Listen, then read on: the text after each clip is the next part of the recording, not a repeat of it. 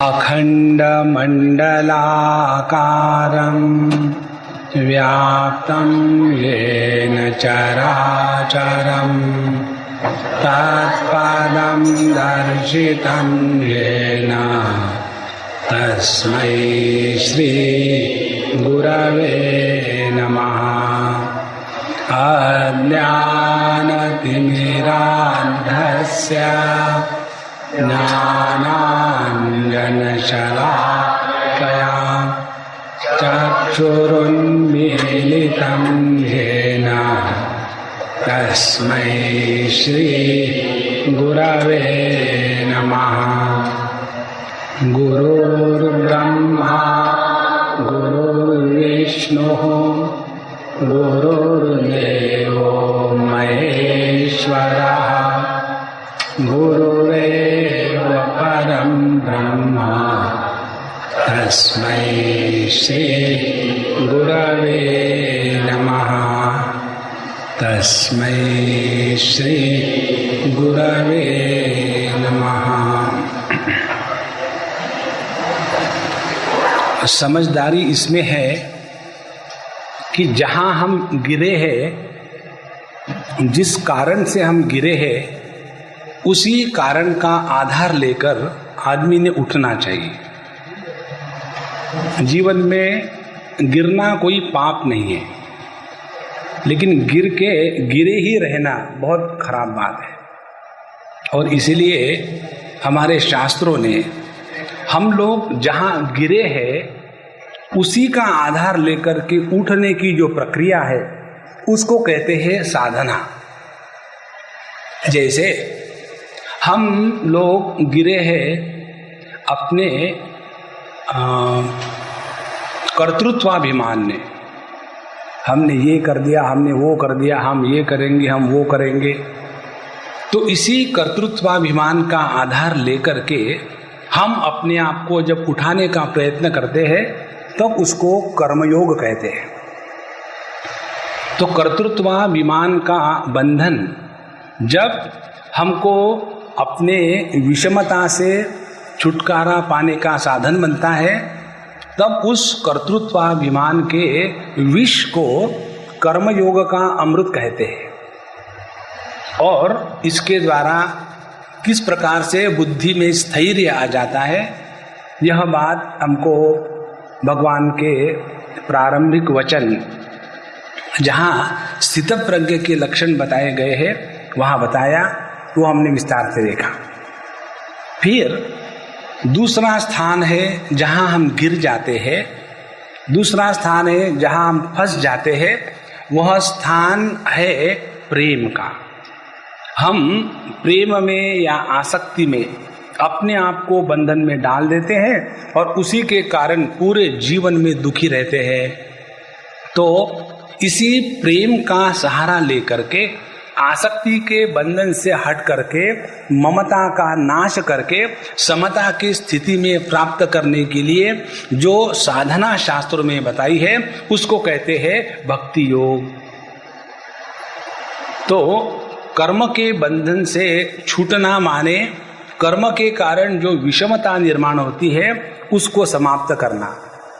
प्रेम के बंधन से निकलना माने कर्म के कारण या प्रेम के कारण जो ममता निर्माण हो जाती है उससे निकल करके शुद्ध भक्ति में, शुद्ध प्रेम में स्थापित होना। ये दो बातें हो गई। यहाँ तक हमने पिछले विचार सत्र में देखा था। अब ये आखिरी जो सत्र है उसमें हम तीसरे लेवल पर चले जाएंगे। हमको जब तक समता के लिए प्रयत्न करने पड़ेंगे तब तक उसमें थकावट आएगी।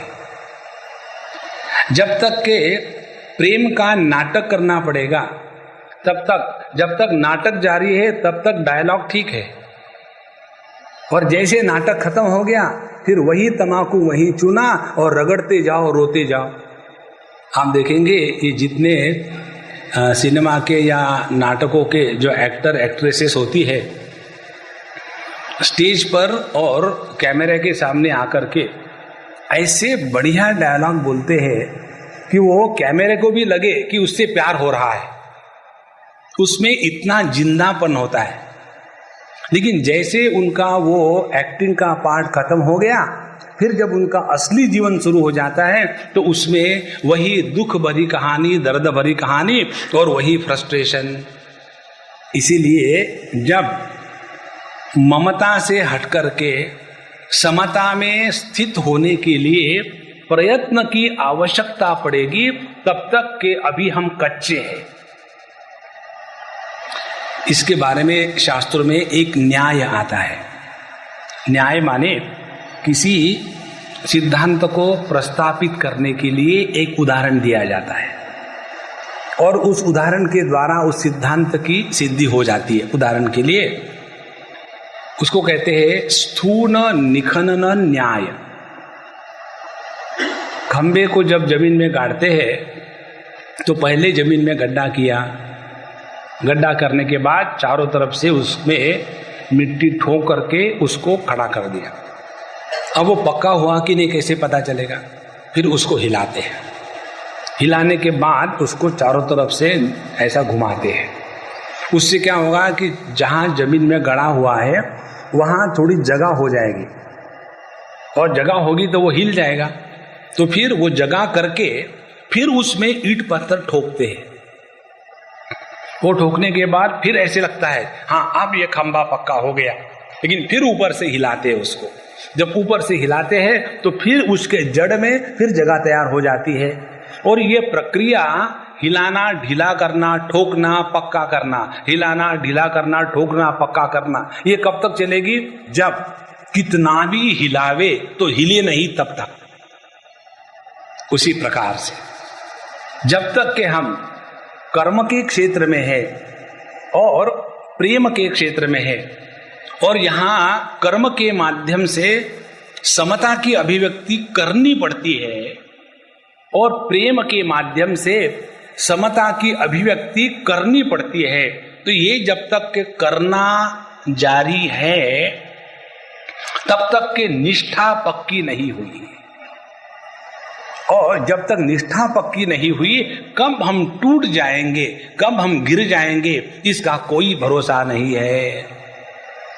तो पहले ये दो चीजों का स्पष्ट रूप से विवरण शास्त्रों में और अपनी भगवत गीता में हमको बताया है। अब ये कर्मयोग कब तक करें और ये भक्ति योग कब तक करें, जिसके द्वारा हमारी निष्ठा मजबूत हो जाए, उसके लिए भगवत गीता के अंतिम अध्याय में ये विषय आता है। उसमें भगवान बताते हैं कि मनुष्य मात्र के उद्धार के लिए भगवान ने मनुष्य के 4 प्रकार के वर्ग बनाए हैं। ब्राह्मण, क्षत्रिय, वैश्य, शूद्र।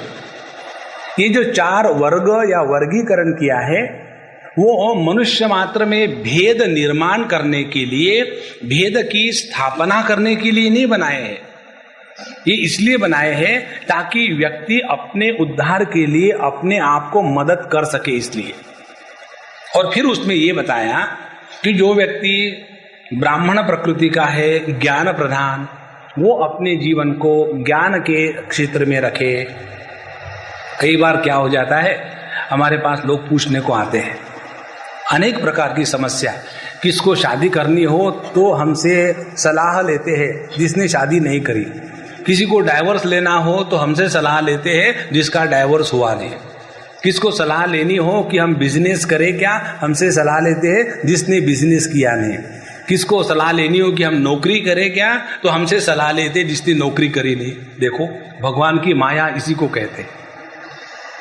अच्छा, एक सज्जन हमारे पास आए और हमको कहते, स्वामी जी हमने काफ़ी साल तक नौकरी की, अब ऐसे लग रहा है बिजनेस शुरू कर दिया जाए, आपके आशीर्वाद लेने के लिए आए। तो हमने कहा कि हमारे आशीर्वाद बाहर के कमरे में रखे हैं, फ्री, जितने ले जाओ। ये आशीर्वाद का अर्थ मुझे बहुत दिनों के बाद समझा। आशीर्वाद का अर्थ क्या है? स्वामी जी जो हम कहते हैं उसको हाँ कहो। पहले हमको इसका अर्थ मालूम नहीं था, हम अज्ञानी थे, अब ज्ञानी हो गए। अपनी बात मनवाने के तरीके को भक्त लोग आशीर्वाद कहते हैं। तो जब वो चालू है तो हम क्यों पक्के हैं, हम भी चालू। जैसा भगत वैसा गुरु। तो एक सज्जन ने कहा, नहीं स्वामी जी, हमको आपके एडवाइस चाहिए, उपदेश चाहिए, हम क्या करें, कौन सा बिजनेस शुरू करें। तो हमने कहा, प्रभु आप हो ब्राह्मण प्रकृति के, बौद्धिक कार्य में आपकी क्षमता अच्छी है, तो आप उसी क्षेत्र में रहो। अभी 2-4 दिन पहले की बात है, एक ने हमसे पूछा, स्वामी जी हम सोच रहे टैक्सी शुरू कर देते, एक टैक्सी खरीद लेंगे 1-1.5 लाख की, उसके बाद हर रोज पैसा आता रहेगा और हमको कुछ करना नहीं, 1-1.5 लाख 2 लाख की इन्वेस्टमेंट, और वो तो 1 साल 1.5 साल में निकल आएंगे, तो कुछ आमदनी भी होगी और पैसे का इन्वेस्टमेंट भी ठीक होगा। तो हमने कहा ये कागज पर ठीक है, एक बार टैक्सी शुरू कर दो चलाना, तब टैक्सी नहीं घूमती, टैक्सी का मालिक घूमने लग जाता है। कभी टायर नहीं है, कभी वो गराज में जाना है, और आप गराज में जाकर के वहाँ ऐसे खड़े रहोगे, हाँ क्या हुआ, आपको कुछ भी मालूम नहीं कि बोनट के नीचे कुछ होता भी है या नहीं। एक सज्जन अमेरिका गए, दूसरे देश में, ये कल हमको बच्चों ने रिडल बताई। बोले स्वामी जी 2 बेवकूफ़ अमेरिका गए और उन्होंने कार खरीदी और कार अच्छी चली, और ऐसे होकर के कुछ दिन चलते रहे, और फिर ऐसा कुछ हुआ कि उनकी कार बंद हो गई। तो ये महात्मा जी उतरे, और उतरने के बाद उन्होंने बॉनेट खोला, देखा वहाँ इंजन ही नहीं है। तो बोले देखो, हम सादे सीधे हिंदुस्तानियों को ये अंग्रेजों ने एकदम धोखा दे दिया। बोले इसमें इंजन ही नहीं है तो गाड़ी चलेगी कैसे। तो उसका इंजन बैक साइड में था और उनको यही मालूम कि इंजन सामने होता है। तो ऐसे जो व्यक्ति सोचता है कि हम टैक्सी चलावे पैसे कमावे, तो अपने आप की बर्बादी कर लेगा। ये बताने के लिए हमारे शास्त्रों ने मनुष्य के 4 वर्ग कर दिए। अच्छा, इसमें काम करते करते हमको प्राप्ति किस चीज की करनी है? एक चीज की, वो ये कि न कर्मणा न प्रजया धने न त्यागे नेके अमृतत्व मानसु। इस सिद्धांत की सिद्धि होनी चाहिए कि कर्म के द्वारा, प्रयत्न के द्वारा जीवन में शांति, सुख, आनंद की अनुभूति नहीं आती। ये जब हम अपने अनुभूति से सीख लेंगे, तब जाकर के हमने कर्म ठीक से किए हैं। और दूसरी बात, जब तक के हम किसी भी प्रकार के कर्म में बिजी रहेंगे, तब तक के जीवन में थकावट और परेशानी बनी रहेगी। ये थकावट, परेशानी ही जीवन में विषमता का विष निर्माण करती है। तो क्या करें? फिर भगवान 18वें अध्याय में बताते हैं, स्वे स्वे कर्मण्यभिरतः संसिद्धिम लभते नरः। हमको जिस प्रकार का हमारा मेकअप है, उस प्रकार से हम अपने कार्य करते जावे, तो उसमें अपने अंतःकरण की शुद्धि हो जाती है। और अंतःकरण की भले शुद्धि हो, फिर भी एक गंदगी बनी रहती है, वो ये कि अपना कर्तृत्वाभिमान, मैं अच्छा कर्म करने वाला हूँ और मैं बड़ा अच्छा व्यक्ति हूँ, मेरे द्वारा कोई गलत कार्य होते नहीं। इस प्रकार से व्यक्ति अपने अच्छाई में अभिमान के साथ दब जाता है। इसलिए अपने कर्मों को कर्तृत्व कर्म या कर्तव्य कर्म के दृष्टि से करने के स्थान पर अब उन्हीं कर्मों के द्वारा प्रभु की आराधना करना शुरू कर दे। स्वकर्मणा तम अभ्यर्च्य तम परमेश्वरम। तो जब हम अपने कर्मों को अब कर्तव्य कर्म की दृष्टि से नहीं कर रहे हैं, जब भगवान की आराधना के रूप में कर रहे हैं, तो उसका प्रभाव ये होगा कि कर्तृत्वाभिमान का भी बलिदान हो जाएगा। जो तंत्र शास्त्र में भगवान के सामने बलि चढ़ाने की प्रक्रिया है ना, उसके पीछे ये भावना है। बलि किसकी चढ़ाते हैं? शेर की बलि नहीं चढ़ाते, बलि चढ़ाते हैं बकरी की। और बकरा क्या बक रहा होता है? बकरा हमेशा बक रहा होता है, मैं। ये जो मैं करने वाला बकरा है ना, उसकी जब तक बलि नहीं चढ़ाएंगे तब तक के जीवन में थकावट और परेशानी बनी रहेगी। इसीलिए अपने कर्म वही जारी रहे, लेकिन अब उन कर्मों के द्वारा हम प्रभु की आराधना कर रहे हैं। अच्छा, इस प्रकार से कर्म और भक्ति इन दोनों में प्रयत्न लगे हुए हैं समता की सिद्धि करने के लिए। और ये समता के सिद्धि का वर्णन कैसे है? तो द्वितीय अध्याय में हमको बताया कि जो व्यक्ति दुखेषु अनुद्विग्न मनाः सुखेषु विगत स्पृहः वीतराग भय क्रोधः स्थितधिः मुनि उच्यते, जो सुख दुखों के कारण प्रभावित नहीं होता वह समता योग को प्राप्त हो चुका है। फिर भक्ति के शास्त्र में बताया यस्मान् नोद्विजते लोकः लोकान् नोद्विजते च यः, जो दूसरों के कारण ऊबता नहीं और जिसके कारण दूसरे नहीं ऊबते, उसने भक्ति के मार्ग से अपने अंतःकरण में समता की सिद्धि कर ली।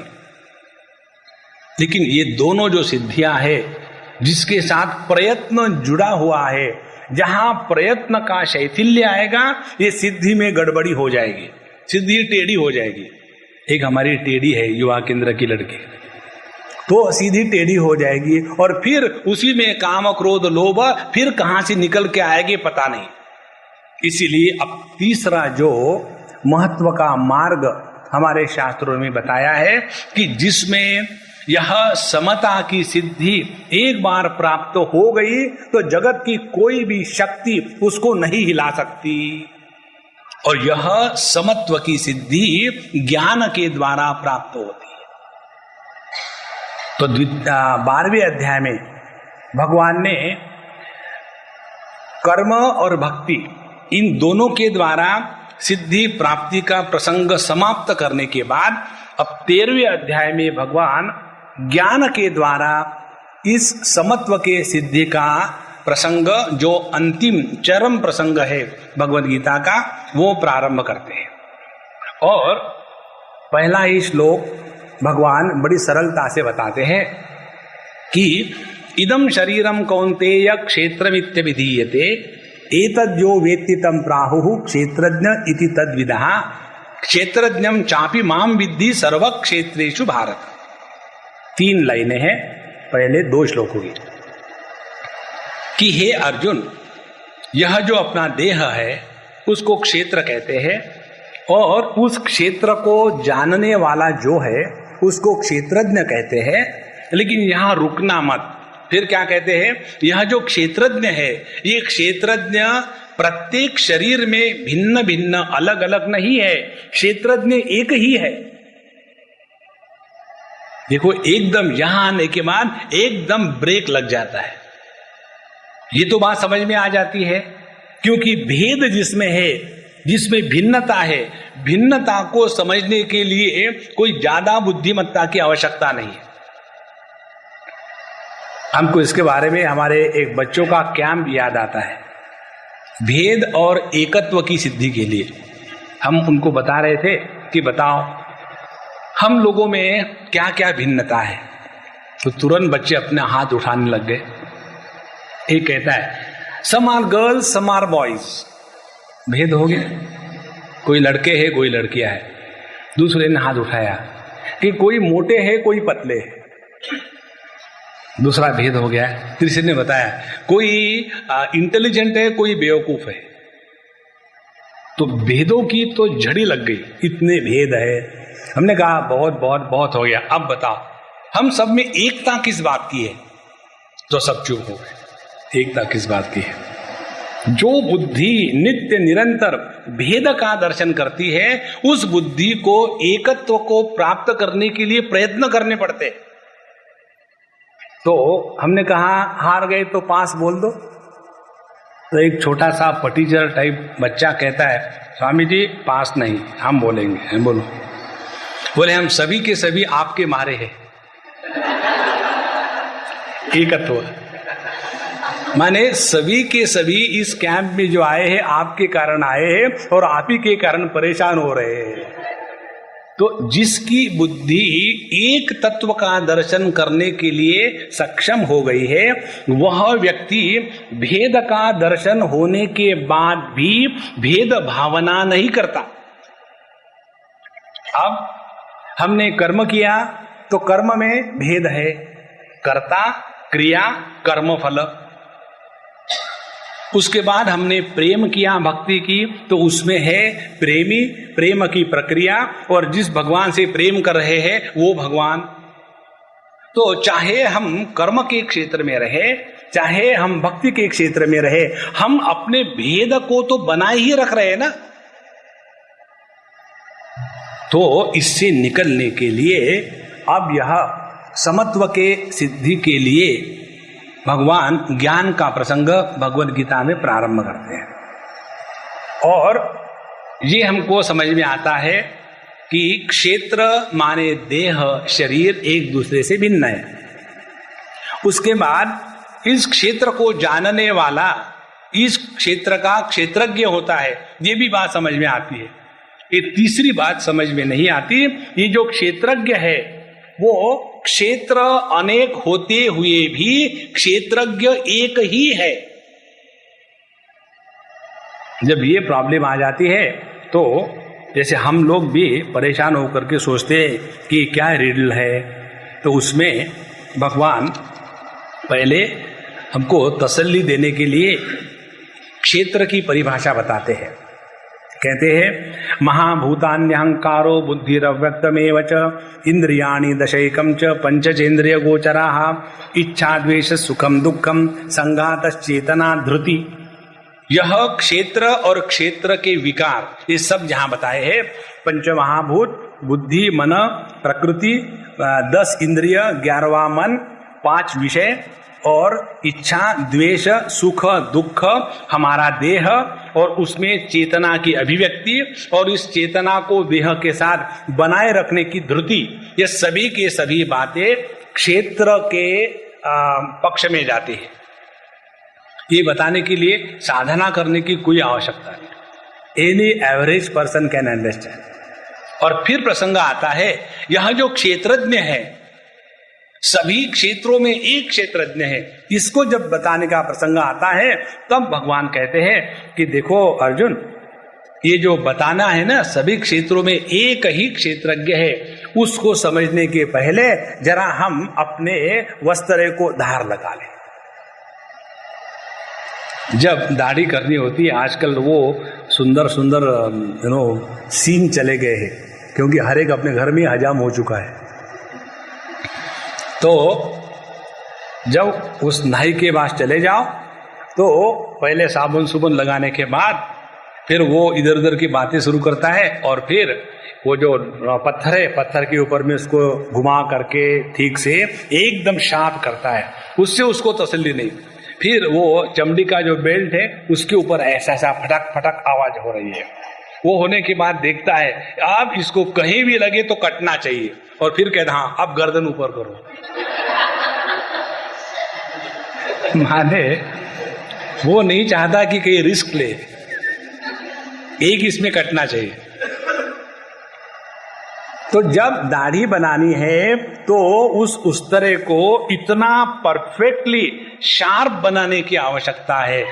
उसी प्रकार से सभी भेदों में एक अभेद तत्व है, सभी भिन्नताओं में एक अभिन्न तत्व है, सभी प्रकार के विकारों में एक अविकारी तत्व है। इस सूक्ष्म वस्तु को समझने के लिए भी अपने बुद्धि को शार्प करना पड़ता है। पंजाब में शार्प नहीं होता, शार्प करना पड़ता है।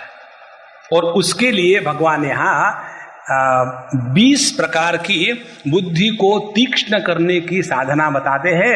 अमानित्वम, अदम्भित्वम, अहिंसा, क्षांतिरार्जवम, आचार्योपासनम, शौचम, स्थैर्यम, आत्मविनिग्रह, यहां से लेकर के वो एतद् ज्ञानम इति प्रोक्तम अज्ञानम यदतोन्यथा, इस प्रकार से ये 20 बातें बताई है कि इन 20 बातों को जब हम अपने जीवन में उतारते हैं तब हमारी क्षमता ऐसी सूक्ष्म हो जाती है कि जो तत्व हमको सामने होते हुए भी नहीं दिख रहा था अब वो दिखने लग जाए।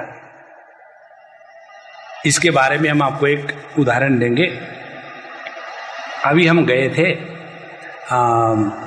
अहमदाबाद एक मैनेजमेंट कॉन्फ्रेंस के लिए, तो वहां किसी के ऑफिस में एक चित्र लगा हुआ था, उसमें लिखा हुआ था 3D पिक्चर। तो हमने उनको पूछा कि प्रभु क्या है ये 3D पिक्चर? बोले स्वामी जी इसमें ऐसा है जो दिखता है वो नहीं होता, जो नहीं दिखता है वो होता है। अब आप बताओ इसमें क्या है? तो हमने कहा हमको क्या करना पड़ेगा? बोले उसके सामने जाके देखो, और यदि आप बता दोगे तो आपको सूक्ष्म दृष्टि है, और यदि आप नहीं बता सकते तो आप अंधे हो।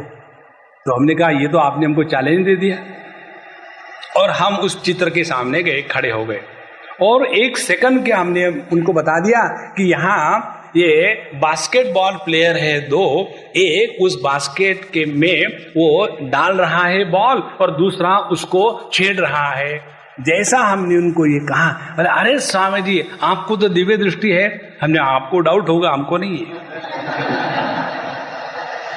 तो उन्होंने फिर हमको बताया कि ये चित्र देखने के बाद कई लोग आकर के उनको पूछते हैं और बताते कि इसमें क्या है। फिर हम उनको बताते देखो क्या है, बोले घंटे इसमें लगा देते हैं लेकिन उनको इसमें क्या छिपा है दिखता नहीं। तो हमने क्या किया था? बोले आपने क्या किया? हमने बोला बिल्कुल सिंपल टेक्निक है, आंखें खोलो लेकिन देखना बंद करो। देखो उस चित्र के सामने खड़े हो जाओ, आंखों को इनफाइनाइट में लगा दो, तो आपकी दृष्टि जो है किसी एक आकार विशेष में नहीं फंसेगी।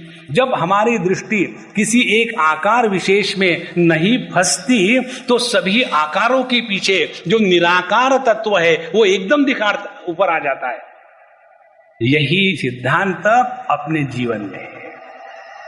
अभी हमारी जो दृष्टि है वो विविधता में और नाम रूपों में इतनी फंस गई है कि इन सब में जो एक तत्व ओतप्रोत भरा हुआ है फिर भी वो हमको दिखता नहीं। इसके बारे में त्रिपुरा रहस्य में ये विषय भिन्न प्रकार से प्रस्तुत किया है, बहुत सुंदर है। वहां बताते हैं जैसे सभी रूपों ने आकाश को ढक के रखा है। अब देखो ये जो वाक्य है समझने के लिए तो बात छोड़ो, बुद्धि स्वीकार करने को तैयार नहीं होती। सभी आकारों ने या आकृतियों ने आकाश को ढक के रखा है। अब ये कैसे हो सकता है? आकाश तो वो है कि जो सबको आधार दे रहा है, तो वो कैसा ढका जा सकता है? हमको तो आकाश चारों तरफ दिखता है, तो हम कहेंगे नहीं जी आकाश को आकृतियों ने ढक के रखा है। फिर उसके ऊपर चिंतन करो कैसे। जब यहां हम देख रहे हैं या आप देख रहे हो तो आपको क्या दिख रहा है? आपको दिख रहा है अनेकता का दर्शन। यहां एक फूल है, यहां एक खंबा है, यहां एक कुर्सी है, यहां दूसरा खंबा है। तो अनेकता आ गई। इस अनेकता का कारण क्या है? अनेकता का कारण यह है कि इस वस्तु, एक वस्तु और दूसरे वस्तु, इनके बीच में आकाश है, और ये दूसरी वस्तु जब प्रारंभ हो जाती है तो वहां से आकाश गायब हो गया क्या? थिंक। यदि एक वस्तु से दूसरे वस्तु के बीच में आकाश होने के कारण यह एक वस्तु दूसरे वस्तु से भिन्न हो गई, तो क्या दूसरी वस्तु जहां से प्रारंभ होती है क्या वहां से आकाश गायब हो गया? यदि वहां से आकाश गायब नहीं हो गया तो आपको दिखता क्यों नहीं? और यदि आकाश गायब हो गया तो कहां चला गया? क्या आकाश कहीं जा सकता है? अब इसके ऊपर में चिंतन करो, तब पता चलता है कि कैसे सभी आकृतियां आकाश को ढक देती है। क्यों ढक देती है? आकाश है, ध्यान से सुनना संतो, आकाश है अवकाशात्मक, आकाश है अभावात्मक। तो ये दो वस्तुओं के बीच में हम अवकाश और अभाव, इसका तो दर्शन कर रहे हैं, लेकिन जब इस वस्तु को देखते हैं या इस वस्तु को देखते हैं तो उसमें अवकाश और अभाव, इसका दर्शन नहीं हो रहा है। माने भाव ने अभाव को ढक दिया है। देखो, तो यदि हमको आकाश का दर्शन करना हो तो क्या करना पड़ेगा? जहां जहां हमको भावात्मक दर्शन हो रहा है उस भावात्मक दर्शन का तिरस्कार कर दे तो अभावात्मक आकाश जो सभी भावों को भाव दे रहा है उसका दर्शन हो जाएगा। और ये समझने के लिए सूक्ष्म बुद्धि की आवश्यकता है। इसीलिए अमानित्व, अदम्भित्व, अहिंसा, क्षांतिरार्जवम। स्वामी जी हमको तो ये भक्ति अच्छी लगती है, घंटी लेते रहो बजाते रहो, घंटी ले, कहाँ ये ज्ञान की बातें करते हो भैया। तो जब इस प्रकार से अमानित्वादी साधना के द्वारा हमारी बुद्धि परिमार्जित हो जाती है, हमारी बुद्धि भेद में नहीं फंस जाती है, तो जो बुद्धि भेद में अभेद का दर्शन करने के लिए सक्षम हो जाती है वही बुद्धि परमात्मा का दर्शन करवाने के लिए क्वालिफाइड है। कठोपनिषद में कहते हैं कि एष सर्वेषु भूतेषु गूढ़ोत्मा न प्रकाशते। परमात्मा तो सभी भूत मात्र में, भाव अभाव में ओतप्रोत है। ऐसा एक भी स्थान नहीं, ऐसा एक भी काल नहीं, ऐसी एक भी वस्तु नहीं जो परमात्मा से रहित है। इतना परमात्मा इस संपूर्ण विश्व में अपने में ओतप्रोत होते हुए भी मानो छुपसा गया है। एष सर्वेषु भूतेषु, सभी में है, फिर भी न प्रकाशते, उसका हमको दर्शन नहीं होता। कारण क्या है? कारण ये है अविद्यायाम अंतरे वर्तमानाः स्वयं धीराः पंडितम मन्यमानाः दंद्रम्यमाना पर्यन्ति मूढ़ाः अंधेनैव नीयमाना यथांधा। परेशानी मालूम है क्या है? आत्मज्ञान में निष्ठा प्राप्त न होने का कारण एक ही है, अविद्यायाम अंतरे वर्तमाना। हम अभी अविद्या में निष्ठा प्राप्त कर चुके हैं। अविद्या की निष्ठा क्या है? जगत में द्वैत का दर्शन, यह अविद्या की निष्ठा है। और जब तक इस अविद्या की निष्ठा में रहेंगे तब तक हमारे जीवन का कार्यकलाप क्या होगा? पब्लिक सुधारो ट्रस्ट। आज तक ये दुनिया को कोई भी सुधार नहीं सका।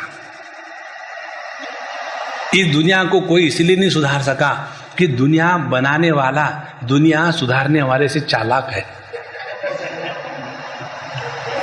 है ना। जैसे एक किसी पुस्तक की इम्प्रूव्ड एडिशन निकलती है, तो वो इम्प्रूव्ड एडिशन कौन निकालता है? जिसने पुस्तक लिखा है उसी को बाद में पछतावा होता है कि क्यों मैंने लिखा। अब खैर लिखा है तो लिखा है, अब इसको ठीक कर से अगले बार पब्लिश करें। तो एडिशन इंप्रूव करने का अधिकार उसी को है कि जिसने वो पुस्तक लिखा है। इस दुनिया को सुधारने के लिए, इस दुनिया को सेव करने के लिए जितने लोग आगे आए हैं वो क्लीन शेव हो चुके। दुनिया को आज तक कोई सुधार नहीं सका। तो स्वयं अविद्यायाम अंतरे वर्तमाना, अपने आप को तो इस द्वैत के जगत में फंसा के रखे हैं और भेद को हम सत्य प्रतिपादित कर रहे हैं। जरा इसको उदाहरण से समझ ले। दो बच्चे समझो है झगड़ा करते हैं किसी चीज को लेकर के, और हम बड़े हैं, समझो हम बड़े हैं, तो दो बच्चे जब झगड़ा करेंगे, दो घरों के हैं, तो उन दो बच्चों के जो माँ बाप है वो आकर के अपने अपने बच्चों का पक्ष लेना शुरू कर देते हैं। बच्चों को बड़ा नहीं करने आता है तो पैदा क्यों करते हैं, कोई संस्कार नहीं है, कैसा ये घर है कि तमाशा है। और जब ये दोनों टेक ओवर करते हैं झगड़े को, तो दो बच्चे हैं वो दोस्ती करके चले जाते हैं, अच्छा हो गया, अब इनको बिजी रखो, अब हम खेल सकते हैं, उनका इंटरेस्ट खेलने का। तो स्वयं तो हम इस अज्ञान के क्षेत्र में फंसे हुए हैं जिसको कहते हैं द्वैत का क्षेत्र। और जब तक हम इस जगत के द्वैत को सत्य स्वीकार करते हैं, तब तक जगत को इम्प्रूव करना, जगत को सुधारना, जगत को बदलना, जगत में से बुराई को हटा देना, सर्वे भवन्तु सुखिनः, इम्पॉसिबल। आज तक ये प्रार्थना कितने लोगों ने करी है? सर्वे भवन्तु सुखिनः दुरितांचेति निरजाओ विश्वस्वधर्म सूर्ये पाहो जो जे वांछील तो तेलाहो प्राणी जात। बट अभी किसी को कुछ नहीं मिला है ना। तो देखो, जब तक के इस अज्ञान की द्वैत में हमारी निष्ठा है, तभी तक ये बाहर का तमाशा जारी रहता है।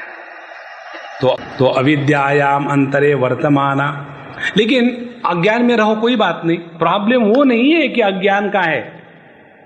समझो आपको कोई चीज मालूम नहीं, कि समझो मुझे मालूम नहीं कि मेरे पीछे क्या है, तो कोई दुख नहीं है। सुषुप्ति अवस्था में हमको कुछ मालूम नहीं होता, इसीलिए सुखी होते हैं। तो केवल अज्ञान में दुख नहीं है। फिर स्वयं धीराहा पंडितम मन्यमाना, प्रॉब्लम वहां से शुरू हो जाए। अपने आप को जब हम ज्यादा सयाने समझने लग जाते, बड़ा शहाना है, ये सिंधियों की भाषा है, ये अपने को बड़ा शहाना समझता है। कुछ दिन मैं किसी बात कर रहा था किसी सिंधियों से, तो दादर की बात है, तो हमने कहा तुम सिंधी हो क्या? बोले स्वामी जी मैं सिंधी नहीं हूं। तो मैंने कहा तुम ऐसी सिंधी नहीं हो, ऐसे जैसे चिपकली तुम्हारे शरीर पर गिर गई, ऐसा क्यों कहती हो? बोले स्वामी जी मुझे कुछ भी कहो, सिंधी मत कहो। तो हमने कहा क्यों? बोले पता नहीं, मुझे नहीं अच्छा लगता। हमने कहा तुम्हारा डैडी तो सिंधी है। बोले वही तो प्रॉब्लम है।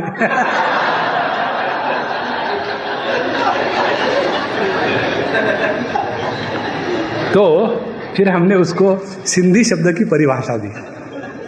सिन माने पाप, धी माने बुद्धि।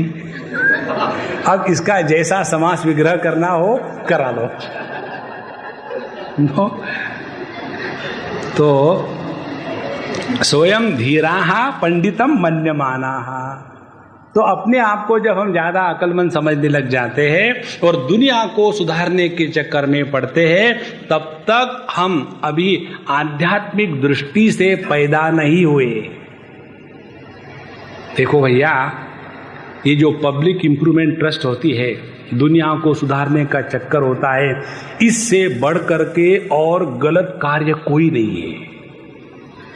कोई भी साधु संत का जीवन ले लीजिए आप, और कोई भी समाज सुधारकों का जीवन ले लीजिए, किसी भी साधु संत ने एक बार भी ये क्लेम नहीं किया है कि वो समाज को बदलना चाहते हैं।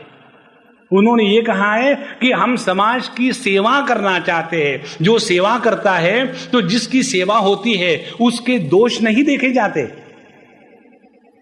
जब हम अपने गुरु की सेवा करते हैं, और समझो हमारा गुरु बीड़ी पीने वाला है, तो जो साधक है, शिष्य है, भक्त है, वो अपने गुरु की कैसी सेवा करेगा?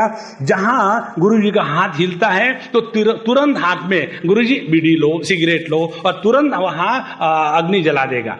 वो ये नहीं कहेगा Swami ji this is very bad for your health. नहीं, सेवा करते समय उपदेश नहीं किया जाता। हमको बहुत सेवक मिले हैं जो हमको बताते हैं, स्वामी जी आशीर्वाद दे दो आप, बस आपका काम खत्म हो गया, है ना।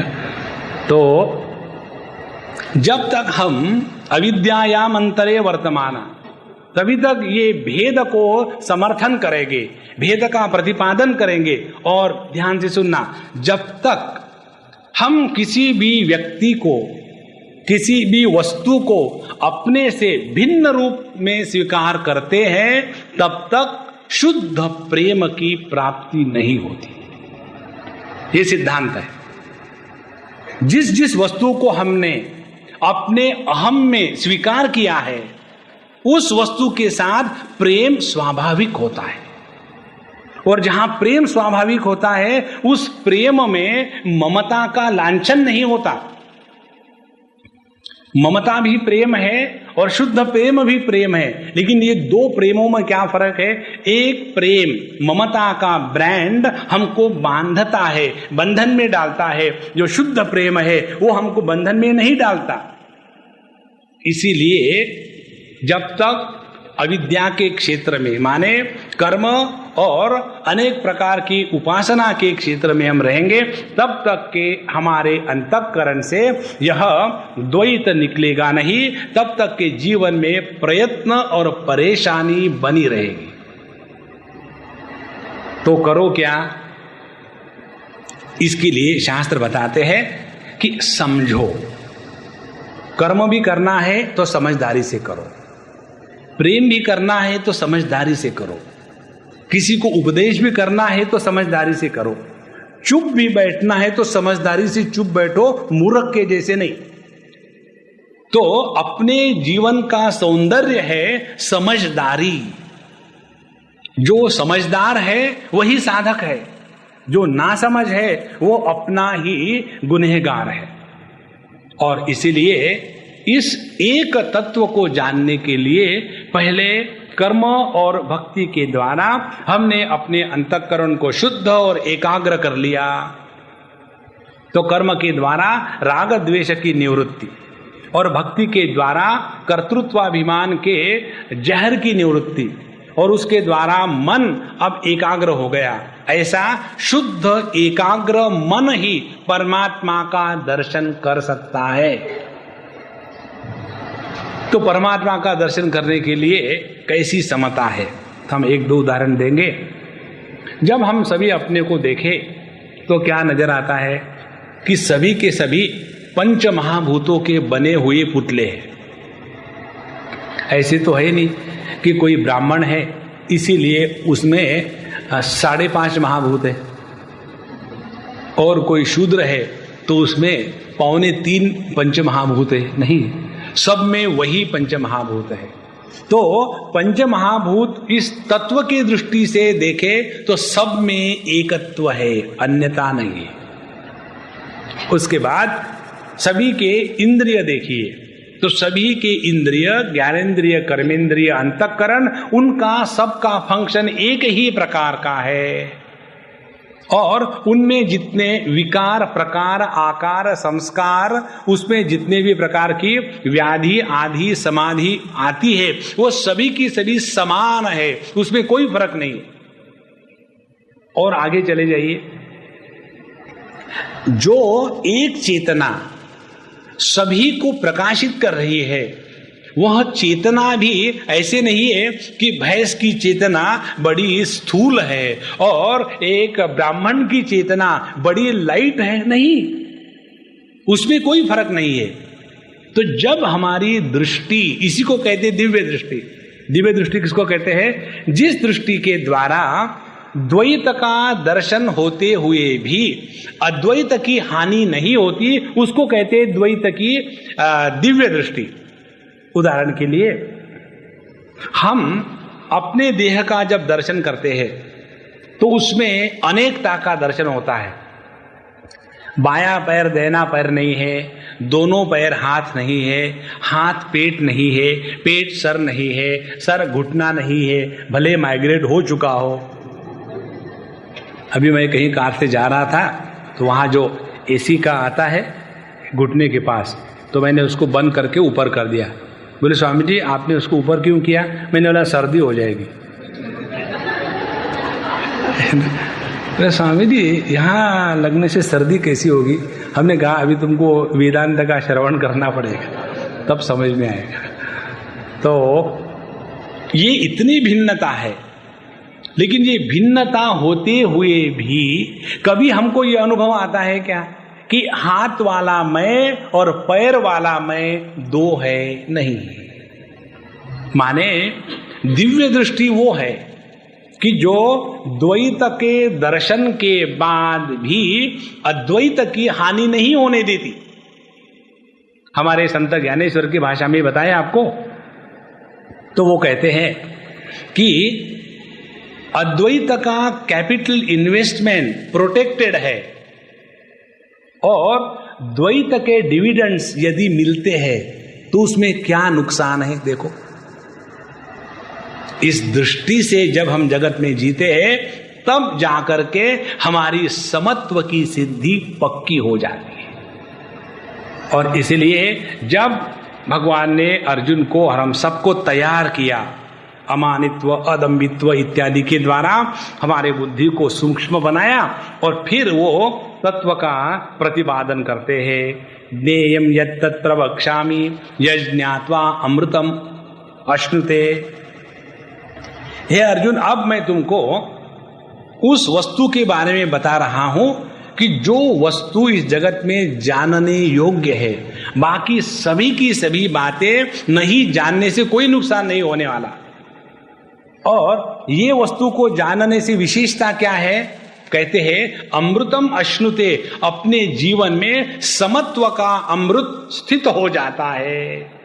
निर्दोषम ही समम ब्रह्म, जिसको अमृत कहते हैं उसी को समत्व कहते हैं, उसी को ब्रह्म कहते हैं, उसी को ईश्वर कहते हैं, उसी को भगवान कहते हैं, उसी को परमात्मा कहते हैं, उसी को गॉड कहते हैं और गुजराती में गोड़ कहते हैं। मतलब एक ही है।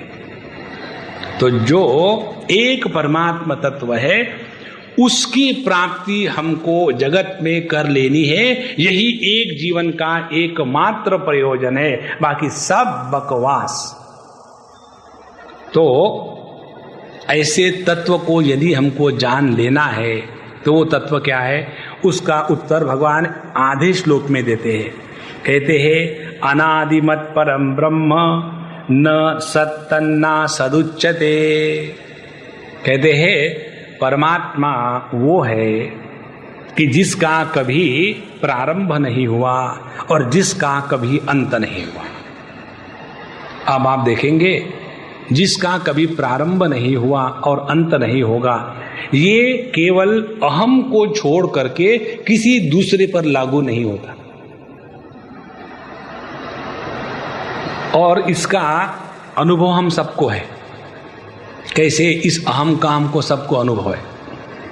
हम लोग जब कहीं भी जाते हैं, पार्टियों में, गैदरिंग्स में, तो वहां जाने के बाद जो भी डिस्कशन चल रहे हो उसमें हम पार्टिसिपेट कैसे करते हैं?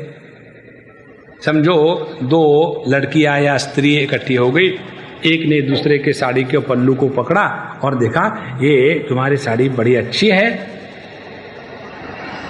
तो वहां अच्छी, थैंक यू वेरी मच। हाँ, तुरंत दूसरी आएगी, मालूम है मैंने ये साड़ी कैसे खरीदी? कैसे खरीदी? एक बार वो घर आए और आने के बाद मैंने बोलना बंद कर दिया। उनको लगा क्या हो गया? तो मैंने कहा अब मुझे बहुत परेशान हो रहा, डिस्टर्ब मत करो, बिल्कुल हर जगह में चिट्ठी लिख दी, बोलो मत, बोलो मत। और आखिरी में लिख दिया यदि बोलना है तो सुनो। माने वो मौन मेरे लिए नहीं था, उनके लिए था। तो क्या, यदि मेरे से बात करनी है तो अमुक अमुक दुकान की अमुक अमुक साड़ी मुझे चाहिए, इस प्रकार से मैंने ये साड़ी खरीदी है, मालूम है ऐसे थोड़ी मिलती है। तो एक अम्मा ने अपने मैं का गुणगान गाया, तो दूसरी अम्मा तुम्हारा मैं मेरा मैं बताती हूं। और फिर हर चीज में जहां जो भी कुछ हो रहा है, जब तक के मैं हीरो के रूप में नहीं आता, उस वार्तालाप में हमको आनंद नहीं आता। देखो, जब कोई अपने बच्चे की बात बताता है ना, Swami ji my child is so cute, so sweet, he always talks wrong. तो अब माँ को तो वही अच्छा लगता है। तो जब एक माँ अपने बच्चे की बात कर रही है तो दूसरी उसका सुनने को तैयार ही नहीं। स्वामी ये तो कुछ भी नहीं, मेरे तो पति भी ऐसे बोलते हैं। अब कहाँ बच्चे की कंपैरिजन अपने पति के साथ कर रही हो? This is too much of बचपना। तो हर चीज में ये मैं का होना आवश्यक है। इसीलिए संपूर्ण सृष्टि का प्रारंभ होता है मैं से और संपूर्ण सृष्टि का समापन होता है मैं में। और ये मैं तत्व कैसा है? अनादिमत परम ब्रह्म। लेकिन इस मैं को हमने गलती से परिच्छिन्न के रूप में स्वीकार किया है। इस अहम की परिभाषा हमने आपको पिछले बार बताई थी। अहम माने 2-3 परिभाषा हम बताएंगे फिर से। हमारे संस्कृत भाषा में जितने वर्णमाला के शब्द है, लेटर्स है, वो अ से प्रारंभ होकर के ह में खत्म हो जाते हैं। इसीलिए अ आ इ ई उ ऊ ए ऐ ओ ओ अम आहा और फिर जाकर के क ख ग घ च छ ज झ ट ठ ड ढ और य र ल व श स ह तक आ जाते। तो अ से लेकर के ह तक ही अहम है। यह संपूर्ण सृष्टि उस एक अहम की अभिव्यक्ति है। दूसरा इस अहम का अर्थ है ह माने नष्ट करना, हनन करना, नाश करना। अ माने नहीं, जिसका कभी नाश नहीं होता वो है अहम। तो यह जो परिपूर्ण अहम है, जो अहम मैं के रूप में मैंने ग्रहण किया और जिस अहम को मैंने परिच्छिन्न रूप में ग्रहण किया, यही मेरी अपनी गलती है। असल में ये जो अहम है ये परिच्छिन्न अहम नहीं है, ये परिपूर्ण अहम है। ईशावास्यमिदं सर्वम यत्किंच जगत्याम जगत। उपनिषद का वाक्य भगवान कृष्ण अपने शब्दों में कहते हैं, मया ततमिदं सर्वम जगद अव्यक्त मूर्तिना मस्थानि सर्वभूतानि न चाहम तेषु अवस्थितः न च मस्थानि भूतानि पश्य मे योगमैश्वरम। तो जब हम अपने इस अहम को योग्य प्रकार से समझेंगे तब हमारी जो समत्व की सिद्धि है उसमें किसी भी प्रकार का ढीलापन नहीं आएगा। इसीलिए भगवान जब बताते हैं भगवद गीता में जो भी बात, वो अपने पूरे जीवन की पोथी है। जब भगवान कहते हैं न मे द्वेषोस्ति न प्रियः, मेरा किसी के साथ प्रेम भी नहीं है, द्वेष भी नहीं है। ये क्यों कह सकते हैं? क्यों कि क्या हम कहेंगे कि मैं अपने से प्रेम करता हूं या द्वेष करता हूं? प्रेम और द्वेष करने के लिए द्वैत का वातावरण आवश्यक है, जहां दूसरा है ही नहीं। बृहदारण्य की श्रुति कहती है, आत्मानं चेत विजानीयात् अयम अस्मीति पुरुषः किमिच्छन् कस्य कामाय शरीरम अनुसंवरेत्। जब हमने अपने स्वरूप को पहचान लिया है तो उसके जीवन में काम, क्रोध और अनेक प्रकार की इच्छाएं कहां से आ सकती है? क्यों कि जो एकमेवा द्वितीय तत्व है वह मेरी असलियत है। ये जिसने जान लिया है वही समत्व में निष्ठा प्राप्त कर सकता है। और इसीलिए पहले कर्म के माध्यम से समत्वा का प्रयत्न करके अंतःकरण की शुद्धि, फिर भक्ति के मार्ग से समत्व की सिद्धि के लिए प्रेम का प्रयत्न। और लेकिन यहां से जब आगे बढ़ जाते हैं और जब अपने स्वरूप को पहचानना शुरू हो जाता है कि मैं ही सबका अधिष्ठान हूं, और यहां जो द्वैत की प्रतीति हो रही है उस द्वैत के प्रतीति के द्वारा मुझ पर किसी भी प्रकार की आँच या द्वैत का लांछन नहीं आता, ये निष्ठा जिसको हो गई है वही समत्व की परिपूर्णता है। इसीलिए 13वें अध्याय में आकर के भगवान इस संपूर्ण जगत का जो एकमात्र अधिष्ठान है उसकी तरफ निर्देश कर रहे हैं। अनादिमत परम ब्रह्म न सत न असत उच्चते। अब और आगे जाएंगे। इस ज्ञान के द्वारा समत्व की निष्ठा पक्की करने के लिए क्या करना है? पहली बात कहते हैं, यह जो तत्व है जिसमें निष्ठा प्राप्त करने के बाद समत्व की सिद्धि हो जाती है, वह तत्व ना तो सत कहा जाता है ना तो उसको असत कहा जाता है। जो अभी तक तो हम लोग क्या सीखते आए, मेरा सत्य चित्त आनंद रूप, पंजाबी शहर का भजन है ये। तो यह तत्व ना तो सत है ना तो असत है। ध्यान से सुनना संतो, ये तत्व ना तो सत है ना तो असत है। जो सत असत के परे है वही समत्व की निष्ठा है। अब इसको ठीक से समझ ले। जैसे हमारे हाथ पर ये एक लिफाफा है, तो हम आपको पूछेंगे कि हमारे हाथ पर क्या है, तो आप कहेंगे लिफाफा है, तो फिर हम लिफाफा उठा लेंगे। अब क्या है, आप कहेंगे कुछ नहीं है। अरे महात्मा जी कुछ नहीं है, लगाऊं क्या एक? हाथ तो जो का त्यों है ना। तो इस वस्तु का जो आधार है, वो आधार इस आधेय के द्वारा कभी भी प्रभावित नहीं हुआ। लेकिन चूंकि हमारी दृष्टि पहले इस वस्तु के ग्रहण में बिजी थी और उस वस्तु को वहां से हटा दिया जाए तो हम कहेंगे वहां कुछ नहीं है। तो जगत में होना और न होना, ये जो ज्ञान है यह कलुषित ज्ञान है, यह शुद्ध ज्ञान नहीं है। इसीलिए अब इस तत्व का दर्शन करना है तो उसके लिए ये टेक्निक बताते हैं। कौन सी टेक्निक? ऐसे तत्व को पकड़ने का प्रयत्न करो कि जिसके बारे में है या नहीं है, दोनों शब्द प्रयोग एकदम नष्ट हो जाते हैं। तो कहां पहुंचेंगे हम? अब ध्यान से सुनना, हम आपको सूक्ष्मता की ओर ले जा रहे हैं। हमारे जितने अनुभव है वो दो प्रकार के हैं केवल। एक अनुभव में भाव का या अस्तित्व का प्राधान्य होता है और दूसरा जो अनुभव है उसमें अभाव का या किसी नहीं होने का प्राधान्य होता है। तो जो भावात्मक अनुभूतियां हैं उसको कहते हैं जागृत और स्वप्न। जागृत और स्वप्न, इन दो अवस्थाओं में हमको जो ज्ञान होता है वो हमेशा भावात्मक होता है। मेरी पत्नी है, मेरे बच्चे हैं, मेरी बीमारी है, मेरे डॉक्टर है, तो हर चीज का भावात्मक ज्ञान। उसी प्रकार से सपने में भी सभी का सभी ज्ञान भावात्मक है। तो ये भावात्मक ज्ञान का एक क्लास हो गया। और दूसरा हमारा ज्ञान है सुषुप्ति का।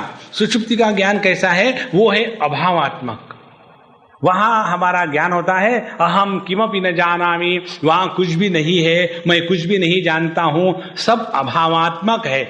ध्यान से सुनना, सुषुप्ति में अभाव का प्राधान्य क्यों है?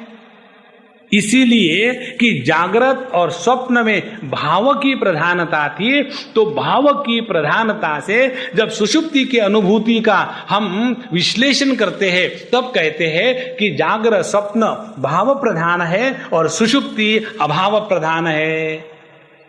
तो हमारे जितने अनुभव है उन सभी अनुभवों की यदि विश्लेषण की जाए तो उसका नतीजा ये निकलता है हमारा प्रत्येक अनुभव या तो भावात्मक है या अभावात्मक है।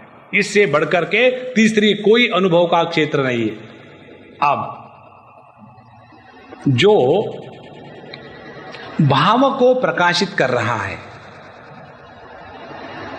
और जो अभाव को भी प्रकाशित कर रहा है, माने जो भाव में भी है और जो अभाव में भी है,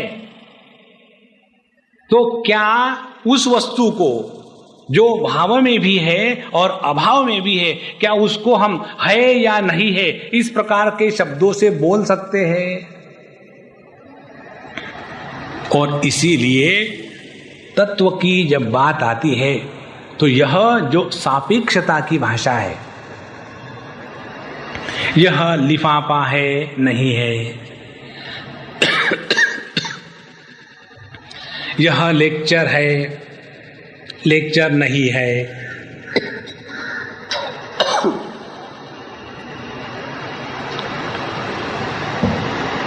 यह खांसी है खांसी नहीं है। लेकिन जो लेक्चर के होने के पहले था जो लेक्चर में है, जो लेक्चर के बाद भी रहेगा, उसके लिए जैसे हम लेक्चर के लिए है शब्द का प्रयोग करते हैं, उसी प्रकार से उसके लिए है शब्द का प्रयोग नहीं किया जा सकता। तात्पर्य क्या हुआ? तात्पर्य ये हुआ कि जो वस्तु व्याकरण के दृष्टि से किसी वस्तु को ग्रहण करना माने है और किसी वस्तु का ग्रहण नहीं होना माने नहीं है, इस प्रकार से जैसे हम कह सकते हैं, वैसा इस तत्व के बारे में कहा नहीं जा सकता। अब ये समझ में आ गया है तो अच्छा है, नहीं आ गया है तो भी आप है। तो अपने किसी भी अनुभव में, चाहे वो अनुभव अच्छा होवे या बुरा होवे,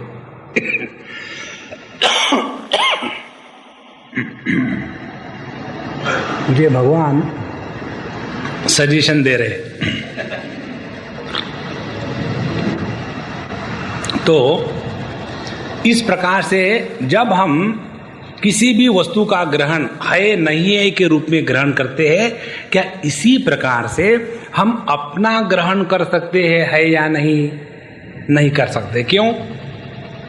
है नहीं है का विरोधी है।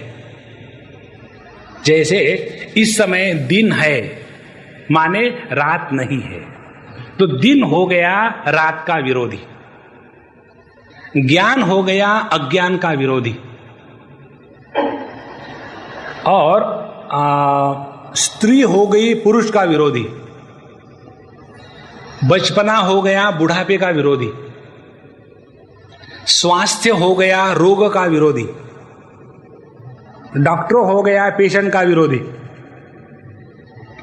उस प्रकार से यह जो मैं है, क्या ये किसका विरोध करता है? नहीं। तो ये ज्ञान को भी आधार दे रहा है, उतनी ही आसानी से अज्ञान को भी आधार दे रहा है। मैं अंग्रेजी भाषा नहीं जानता, तो अंग्रेजी भाषा के अज्ञान को भी मैं प्रकाशित कर रहा हूं, तो अंग्रेजी भाषा के अज्ञान का मैं विरोधी नहीं हूं। फिर मैंने जाकर के 1 महीने में इंग्लिश स्पीकिंग कोर्स वो किया। हमारे दिल्ली की बात है, वहां एक जगह में बोर्ड लगाया था, English speaking course, English speaking course. तो जब मैंने वो कोर्स ज्वाइन किया और इंग्लिश सीख लिया, अब मुझे इंग्लिश का ज्ञान हो गया, तो उस इंग्लिश के ज्ञान का भी मैं विरोधी नहीं, लेकिन जो इंग्लिश का अज्ञान था, उस अज्ञान का ये इंग्लिश का ज्ञान विरोधी है। तो फिर मैं कौन हूं? मैं ना तो अज्ञान का विरोधी हूं, ना तो मैं ज्ञान का विरोधी हूं। तो जो अविरोध सत्ता है वह अपनी असलियत है। ध्यान से सुनना, इस अविरोध सत्ता का जब हमको दर्शन हो जाता है, तो इस अविरोध सत्ता में सभी प्रकार के द्वैत का अभाव हो जाता है। कैसे? यह पुस्तक है, पुस्तक की सत्ता, यह पुष्प है, पुष्प की सत्ता, और मैं हूं, मेरी सत्ता। अब ऐसा क्या है कि जिसके बल पर हम कहें कि पुस्तक की सत्ता, पुष्प की सत्ता और मेरी सत्ता, इस सत्ता में भेद है? कोई भेद नहीं है। यदि गवर्नमेंट की सत्ता होती तो बात अलग है, लेकिन ईश्वर की जो सत्ता है उसमें किसी भी प्रकार का भेद नहीं है। इसीलिए जब हमारा दर्शन सद्वस्तु को योग्य प्रकार से ग्रहण कर लेता है, तो उसमें भेद का दर्शन संपूर्ण समाप्त हो जाता है। इसीलिए अनादिमत परम ब्रह्म, न सत न असत उच्यते। तो जब तक हमारे ज्ञान में विरोध भरा हुआ है तब तक के हम द्वैत के क्षेत्र में हैं, और जब तक के द्वैत क्षेत्र में रहेंगे तब तक के कामनाओं का उदय होता रहेगा, तब तक के प्रेम करना पड़ेगा। जब कामनाओं का उदय होता रहेगा और प्रेम करना पड़ेगा तो हम प्रेम में गिरेंगे, उठेंगे नहीं। थिंक, केवल एक ही ऐसा क्षेत्र है कि जिसमें किसी भी प्रकार का प्रयत्न नहीं है, और वो just to be rather than becoming anything. होने में प्रयत्न नहीं है, करने में केवल प्रयत्न मात्र है। जब तक के हम साधना करते रहेंगे तब तक के साध्य वस्तु की प्राप्ति नहीं हुई। इसीलिए इस सत्र में हमने जो मूल बात सीखी है पहले दिन से आज तक के, तो एक ही बात सीखी है, वो ये, हमारे जीवन का जो मूलभूत रोग है वो रोग अहंता का नहीं है।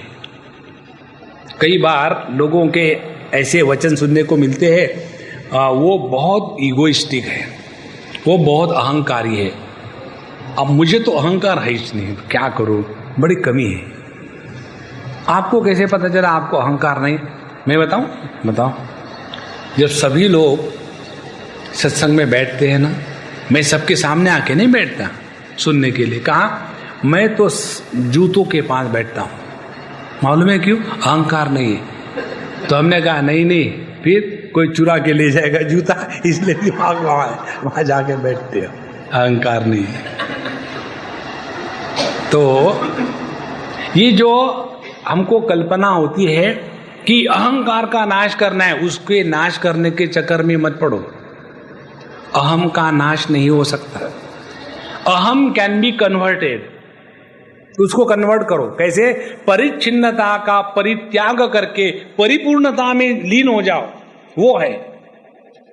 तो जीवन का जो रोग है वो अहंता नहीं है, जीवन का रोग है ममता का। और इस ममता से ही छूटने के लिए सभी शास्त्रों के साधनों का प्रयोजन है।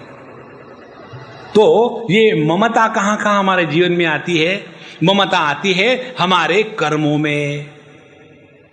मुझे ये अच्छा लगता है, मुझे ये अच्छा नहीं लगता। कल हम जब गए थे यहाँ एक बैंक के कॉन्फ्रेंस में, मैनेजमेंट के, तो वहाँ हमने कुछ बताने के बाद एक सज्जन हमको पूछते हैं, स्वामी जी आपने जो कहा है कि अपने राग द्वेष को छोड़ करके यदि कार्य करो तो आसानी होती है, लेकिन it is very difficult to give up likes and dislikes. बड़ा कठिन है। और फिर अपने राग द्वेष क्यों छोड़ दे? साधना करना चाहते। तो हमने कहा थोड़ा विचार करें और फिर डिसाइड करें कि राग द्वेष छोड़ना चाहिए कि नहीं छोड़ना चाहिए। आपको क्या चीज़ पसंद है? तो बोले रसगुल्ला। तो हमने कहा क्यों पसंद है? क्यों पसंद है? इसका कोई उत्तर है क्या? इसका कोई उत्तर नहीं। अच्छा, आपको क्या पसंद नहीं है? ढोकला।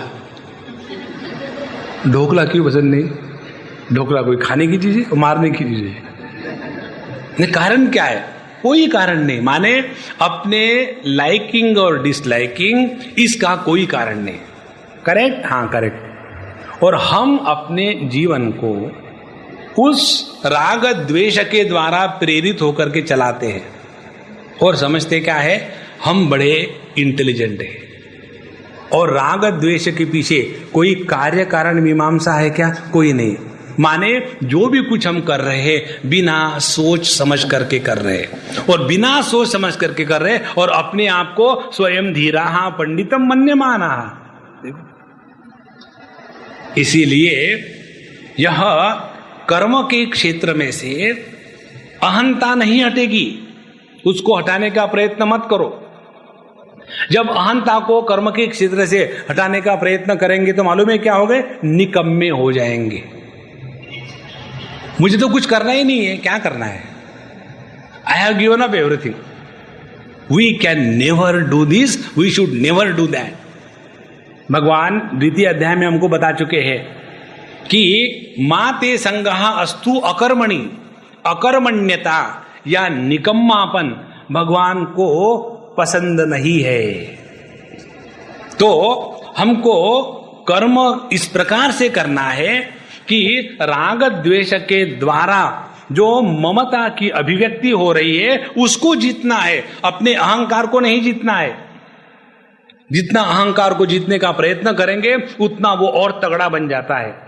उदाहरण के लिए, जितना आप अपने मन को कंट्रोल करने का प्रयत्न करते हो ना मेडिटेशन के समय में, उतना वो ज्यादा जिद्दी हो जाता है। एक साधक थे, वो गए महात्मा के पास और उन्होंने कहा, महात्मा जी कुछ साधना बताओ। बोले भगवान का नाम लेना, क्या साधना बतानी है? बोले स्वामी जी वो तो मैं ले सकता हूं, उसमें कौन सी खास बात है? कोई भी मंत्र दो, आई कैन चैंट दैट मंत्र without disturbance any number of hours.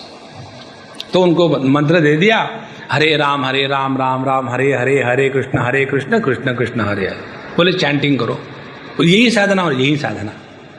बड़ी आसान है, बिल्कुल आसान है। वो चले गए। जब आधे रास्ते चले गए, वहां से बुलाया, अरे इधर आना जरा, इधर आना। मैं एक भूल गया था, तुमको बताते समय एक चीज में भूल गया था। क्या? ये जब मंत्र तुम कहोगे ना, तब बंदर को याद मत करना, याद रखना, बंदर को याद मत करना। उसके बाद वो कभी भी बंदर को याद नहीं करते थे, accept at the time of chanting.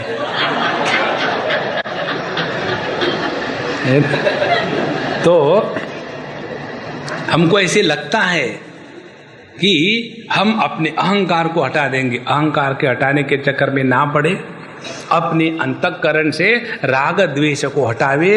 ये कर्म के माध्यम से समत्व के प्राप्ति के प्रति हमारा क्रमण मार्ग बढ़ना है। दूसरा, अपने अहंकार का नाश नहीं हो सकता, अहंकार का समर्पण हो सकता है। नाश तो उसका होगा कि जो वस्तु है, और जो वस्तु है उसका नाश नहीं हो सकता। आप क्या कह रहे हैं? आपको समझ में आ रहा है क्या? मुझे तो समझ में आ रहा है, मुझे कोई डाउट नहीं। अब देखो, इस टेबल पर ये फूल है तो इसका नाश हो सकता है, और यदि टेबल पर फूल हो ही नहीं तो इसका कैसा नाश होगा? हाँ ठीक है, समझ में आ गया, समझ आ गया। अब जो वस्तु है उसका कैसे नाश होगा? क्योंकि वो है, अस्तित्व का कभी नाश नहीं होता। जिसका नाश होता है वो वस्तु होती ही नहीं। इसी प्रकार से जब हम अपने अहम का नाश करने का प्रयत्न करते हैं तो उसमें कभी सफलता नहीं मिलेगी। तो करे क्या? अपने ममता का त्याग करने के बाद इस अहम का परिमार्जन करे। अहम के परिमार्जन की क्रिया भगवान बताते हैं कि यज्ञार्थात् कर्मणोन्यत्र लोकोयम कर्मबन्धनः तदर्थम कर्म कौन्तेय मुक्त संग समाचर। तो इस अहम का परिमार्जन करने के लिए ये जो हमारा अहम स्वार्थ से प्रेरित होकर के अपने ही लिए कार्य कर रहा था, अब वही अहम ईश्वर के लिए कार्य करने लग जाए, तो अहम का कहाँ नाश किया हमने? अहम का नाश मत करो, मेंटेन रखो अपनी लेवल, उसको कम नहीं करना। अच्छा, जब हम अपने अहम के द्वारा भगवान के कार्य में उसको बिजी करेंगे तो क्या होगा? धीरे धीरे कर्म का महात्म्य कम होगा और भगवान का महात्म्य ज्यादा होगा। ये बहुत सूक्ष्म मेटामॉर्फोसिस है, बहुत सूक्ष्म। पहले हम ये करेंगे, हम वो करेंगे, ऐसा करते करते आदमी थक जाता है, और फिर जो भी कुछ हो रहा है प्रभु की इच्छा से हो रहा है। जहां हमारे कर्तृत्व कर्म में थकावट की अनुभूति हो जाती है, तब व्यक्ति प्रभु को याद करने लग जाता है, और धीरे धीरे प्रत्येक कर्म के साथ हमको प्रभु को जोड़ना है। कल मैं वहां से आ रहा था जुहू से, तो कार में 3-4 बच्चे थे और सामने मैं था, एक ड्राइवर था। तो जैसे हमारे गाड़ी शुरू होती है, हमारी आदत के अनुसार हम कहते सियावर रामचंद्र की जय, पवन सुत हनुमान की जय, सबका जयकार होकर के फिर हम चलते हैं। तो उस लड़के ने पूछा, स्वामी जी हमने हमेशा देखा है जब भी आपकी गाड़ी चलती है आप ऐसा कहते हो, क्यों कहते हो? हमने कहा गाड़ी नहीं, जब हवाई जहाज चलता है तब भी हम ऐसा करते हैं। जब हवाई जहाज शुरू होता है तब हम कहते हैं सियावर रामचंद्र की, अगल बगल के ज्वाइन हो जाते हैं जय, सबको डर लगता ही है। तो बोले आप ऐसा क्यों कहते हो? तो हमने कहा आदत से मजबूर है, दूसरा कोई नहीं। बोले तुम जैसे हर चीज को प्रश्न पूछते हो, कोई मतलब है प्रश्न पूछने का? इसका कुछ तो कारण होगा। तो हमने उसको बताया, देखो एक छोटा सा उदाहरण तुमको देता हूं मैं। जब हम अपने जीवन के प्रत्येक कार्यकलाप को प्रभु के साथ जोड़ना है, ये साधना करनी है। 9वें अध्याय में भगवान ने ये साधना बताई है। यत् करोषि यदश्नासि यज्जुहोषि ददासि यत् तपस्यसि कौन्तेय तत्कुरुष्व मदर्पणम। तो हम अपने कर्तृत्वाभिमान का कुछ नहीं कर रहे। कर्तृत्वाभिमान से युक्त होकर ही कर्म हो सकते हैं। कर्म के करने के लिए कर्तृत्वाभिमान होना आवश्यक है। जैसे गाड़ी चलाने के लिए ड्राइविंग लाइसेंस होना आवश्यक है, उसी प्रकार से कर्तृत्व अभिमान होने के सिवा कर्म नहीं हो सकता। और जो हम कर्म करेंगे अब वो किसके लिए कर रहे हैं? कर रहे हैं भगवान के लिए। तो कर्तृत्वाभिमान मेंटेन है, लेकिन उसमें से स्वार्थ का जो विष था वो निकल गया। तो जितना हमारे कर्मों के द्वारा इस स्वार्थ के विष का निराकरण होगा, उतना हमारा अहम जो है अब वो परिमार्जित होने लग गया। ये करते करते और इस अहम को शुद्ध करना है। कौन सा? इस अहम की शुद्धि और आगे बताते हैं। कैसी? बोले कि जब हम हर चीज परमात्मा के लिए करने लग जाते हैं तो अपने जीवन में कर्म का महात्म्य कम होकर के परमात्मा का महात्म्य ज्यादा हो जाता है। और जब परमात्मा का महात्म्य ज्यादा हो जाता है तो कर्म की सफलता और विफलता, इसमें हमारे बुद्धि में विषमता निर्माण नहीं होती। इसीलिए सुख दुखे समय कृत्वा लाभा लाभो समय कृत्वा जया जयो समय कृत्वा ततो युद्धाय युज्यस्व नैवं पापम अवाप्स्यसि। क्योंकि जिसके लिए हम कर्म कर रहे वो हमारे लिए महत्व का है, जो हमने कर्म किया है वो महत्व का नहीं है। ये हो गया अपने अहम का परिमार्जन, अहम का नाश नहीं करना है। और आगे चलते हैं। ऐसा करते करते अब यह जो भक्त है, भक्ति के अहम को लेकर के ये अब जगत में कार्य कर रहा है। अब जितनी भक्ति की मात्रा बढ़ जाएगी उतना अद्वेष्टा सर्वभूतानां मैत्र करुण एवच, सभी के साथ प्रेम से व्यवहार, सभी के साथ अपनेपन का व्यवहार। और ये सब साधना करते करते 13वें अध्याय में आए और वहां उस एक तत्व का दर्शन करना है जो अपनी असलियत है। अनादि मत परम ब्रह्म न सत न असत उच्चते। जब इसका दर्शन हमको हो जाएगा तो उसके बाद 14वें अध्याय में आकर के भगवान ऐसे समता का वर्णन करते हैं। यह समता की पराकाष्ठा है 14वें अध्याय के भगवान की विषय वचन। भगवान कहते हैं प्रकाशम च प्रवृत्तिम च मोहमेव च पांडव न द्वेष्टि संप्रवृत्तानि न निवृत्तानि कांक्षति। तीनों गुणों का जैसा व्यापार चल रहा है चलने दे। सत्वगुण के आने से मैं अच्छा हूं यह अभिमान नहीं। रजोगुण से आने के बाद मैं डायनामिक हूं यह डायनामिक नहीं। और तमोगुण के उत्थान के कारण मैं बड़ा गया बीता हूं यह हीन भावना नहीं। जो तीनों गुणों के सभी व्यापारों को प्रकाशित करता हुआ उनके द्वारा प्रभावित नहीं होता, यह है समता की ज्ञान के दृष्टि से पराकाष्ठा। और इसीलिए यह जो समत्व है, ये समत्व की परिपूर्णता ही ममता का अभाव और अहम का पूर्ण परिमार्जन, परिमार्जन माने प्यूरिफिकेशन। तो इस प्रकार से जब साधक यहां तक आ गया, आने के पश्चात अब भगवान अपने अंतिम वचन देते हैं अर्जुन को कि अर्जुन, समझ में आया सब कुछ, मुझे जो बोलना था मैंने बोल दिया, अब जो मर्जी आए करो। इतना कहने के बाद मानो भगवान ने अपनी भगवत गीता बंद कर दी। फिर कहा, अर्जुन फिर भी एक बात बताऊं क्या? तुम मेरे इष्ट हो, इष्टोसी में। देखो, हम सोचते हैं भगवान हमारे इष्ट है, भगवान कहते हैं भगत जी आप हमारे इष्ट हो, इष्टोसी में। और अपने इष्ट को कौन कहेगा कि जे मर्जी आया करो? फिर कहते हैं कि अर्जुन बताऊं एक बात, बहुत तो बता दिया लेकिन एक बार फिर बता देता हूं। कौन सी? सर्वधर्मान परित्यज्य मामेकम शरणं व्रज अहम त्वा सर्व पापेभ्यो मोक्षयिष्यामि मा शुचः। सभी चीजों का आप छोड़ दो और मेरी शरण में आ जाओ।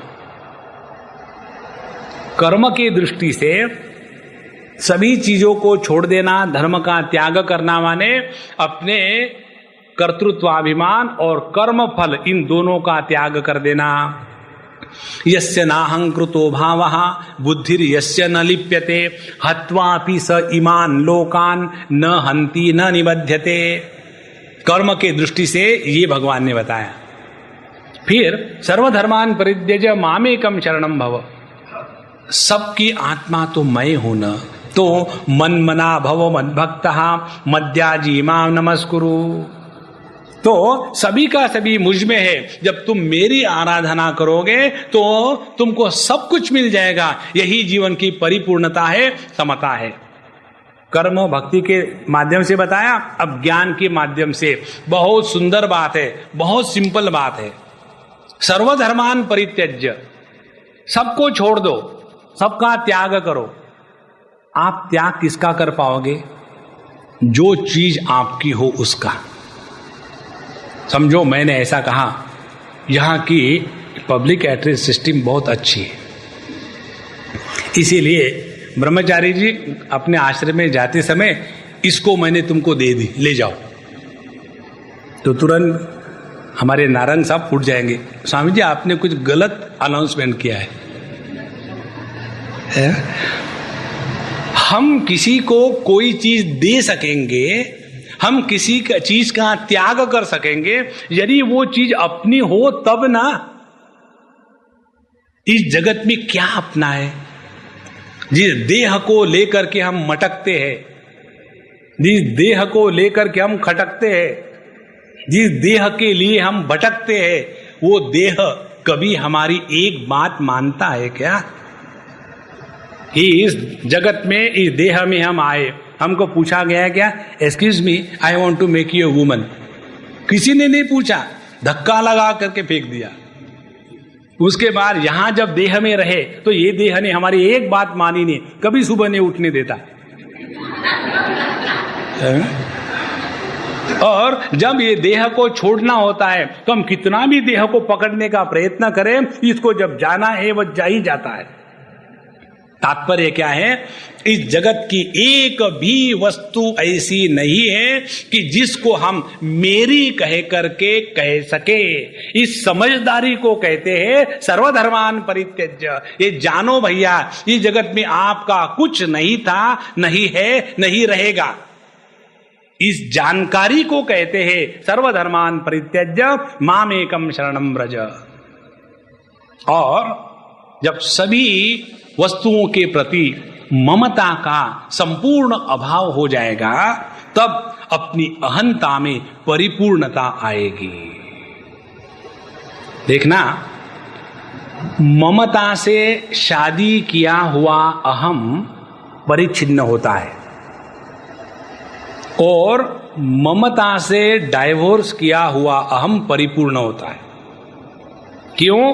कि जो अहम है वो असल में परिपूर्ण है। लेकिन ये परिपूर्ण अहम बिना किसी कारण से अपने आप को परिच्छिन्न समझने लग जाता है। बेवकूफ़ी का कोई कारण नहीं होता, ऐसा ही चाहिए। तो हम अपने आप को परिच्छिन्न समझने लग जाते, इसीलिए लोग शादी करते हैं। अब ये बताओ मुझे, भगवान ने हमको पैदा किया है नेचुरली, हम कैसे हैं? नेचुरली हम सभी ब्रह्मचारी हैं। That is our natural state of existence. जब ये ब्रह्म ग्रो हो रहा है तो ब्रह्म के ग्रोथ में भ्रम की ग्रोथ हो रही है, और उसमें वो अपने आप को परिच्छिन्न मान रहा है कि what is a life without a wife, भ्रम हो गया। और फिर चाहता है मैं एक परिच्छिन्न दूसरे परिच्छिन्न का स्वीकार करके परिपूर्णता को प्राप्त हो जाऊंगा। इससे बढ़कर के बेवकूफी का और दूसरा कोई उदाहरण नहीं। उसके बाद पै पै पै पै और फिर टै टै टै टै थ्रू आउट लाइफ। और फिर कहते स्वामी जी मैंने शादी क्यों की?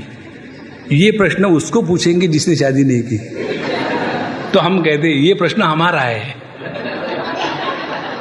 किस डॉक्टर ने आपको बताया था कि किसी डॉक्टर के पास गए, और ऐसा तो नहीं कि डॉक्टर का सरनेम था पुरोहित, इसीलिए डॉक्टर पुरोहित ने बताया शादी करो दुखी हो जाओगे। तो जब तक इस चीज को नहीं समझे, इस जगत की कोई भी वस्तु अपनी नहीं थी, नहीं है, नहीं रहेगी, इस समझदारी के साथ जीवन में जियो तो सर्वधर्मान परित्यज्य माम एकम शरणम व्रज। फिर किसको पकड़े?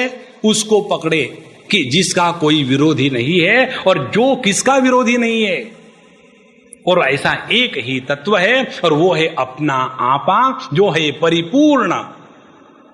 और ऐसा करोगे तो क्या मिलेगा महाराज? मां शुचहा, अपने जीवन से शोक की हमेशा के लिए निवृत्ति हो जाएगी। जो व्यक्ति शोक से निवृत्त होता है उसी के अंतःकरण में ममता का जहर समाप्त हो चुका होता है।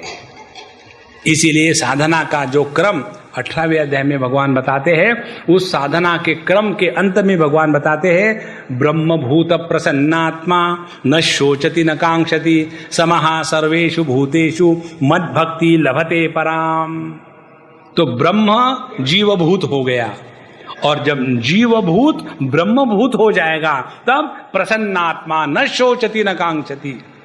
तो अपने जीवन के इस ममता के रोग को हटाने के लिए भगवद गीता में अनेक उपाय बताए हैं। और हम यदि भगवद गीता के विद्यार्थी है, साधक है, तो हमारा सबका ध्यान अपने इस ममता के लेवल पर रखना चाहिए। कहीं हम राग द्वेष से प्रेरित होकर के तो कार्य नहीं कर रहे, कहीं हम अपने और पराये की भावना को लेकर तो कार्य नहीं कर रहे, कहीं हम अज्ञान में बैठ करके पब्लिक की सेवा करने के स्थान पर उनको इम्प्रूव करने का तो कार्य नहीं कर रहे। ऐसा करते करते अपना ध्यान स्वरूप के तरफ बना रहेगा, और यही जीवन की परिपूर्णता है, ब्रह्मभूत प्रसन्नात्मा। तो परमात्मा की प्राप्ति के लक्षण एक प्रसन्नात्मा, दूसरा न शोचति, तीसरा न कांक्षति, चौथा सबके साथ स्वाभाविक निरपेक्ष प्रेम। ये यथा माम प्रपद्यन्ते तांस्तथैव भजाम्यहम्। मेरे साथ जो जैसा चाहे वो वैसा रह ले, क्योंकि मैं शुद्ध जो मैं है वो किसी का भी कहीं भी कोई भी विरोध नहीं करता। यह निर्विरोध एकमेव अद्वितीय अस्तित्व अपना आपा है। इसको प्राप्त करना माने अपने अहम को परिपूर्ण के स्तर पर ले जाना और ममता के बाधा को हटा देना। इस प्रकार इस भगवद गीता ने हम सबको इस ममता से हट करके समता की स्थिति में प्राप्त करने के अनेक उपाय बताए हैं। इसको जीवन में चलावे और अपना भला कर ले, और दूसरों का भी उसमें अपने आप भला हो जाता है। ओम पूर्णमदः पूर्णमिदं पूर्णात् पूर्णमुदच्यते पूर्णस्य पूर्णमादाय पूर्णमेवावशिष्यते। ओम शांति शांति शांति। हरि ओम। श्री गुरुभ्यो नमः। हरि